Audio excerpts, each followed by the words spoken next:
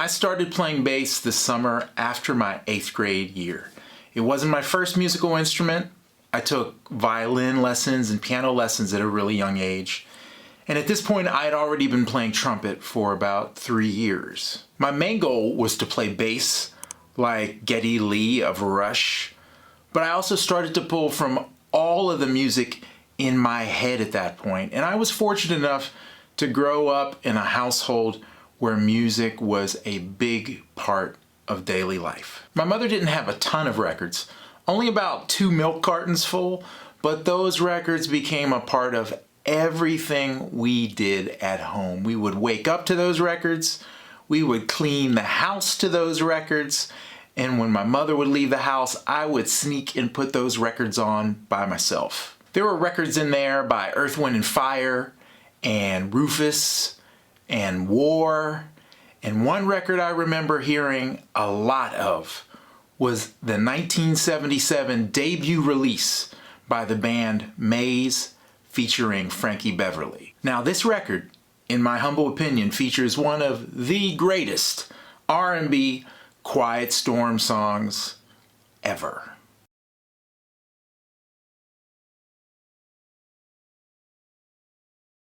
That song, Happy Feelings, starts and ends with a beautiful featured bass melody that was the first bass solo I ever learned to play.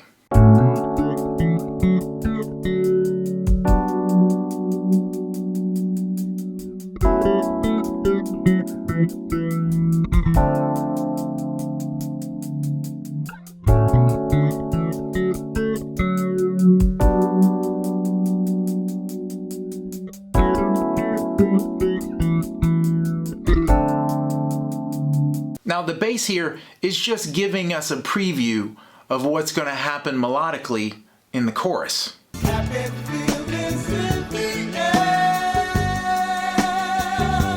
But it's in a completely different color. It's down an octave, and there's no backbeat snare drum happening from the drums. It's a beautiful, singable melody that lays right in the bass's sweet spot. A big part of the sound of the song is the key. It's in D major. This is a great open and resonant key for stringed instruments that allows those open strings to be in play. If we break down the theory of this chorus section, it's a clever little progression that basically uses 2 sounds, D major and D minor. It starts on D major 7, followed by a bar of G major 7. The third bar becomes F sharp minor, and then out of nowhere comes this F6 chord. Really, you only need 2 sounds to play over all of these chords. The first 3 changes are tailor-made for D major pentatonic. And instead of thinking F in the last bar, think of it more like a D minor or even a D blues scale sound.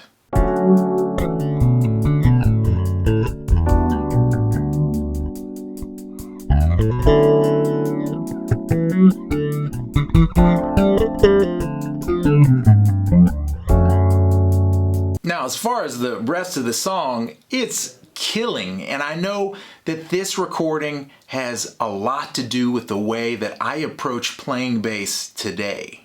At times, it's very locked in with plenty of space to breathe.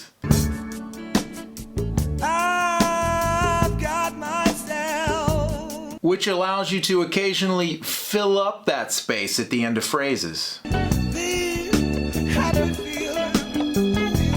And I love how the part becomes more active as the song builds.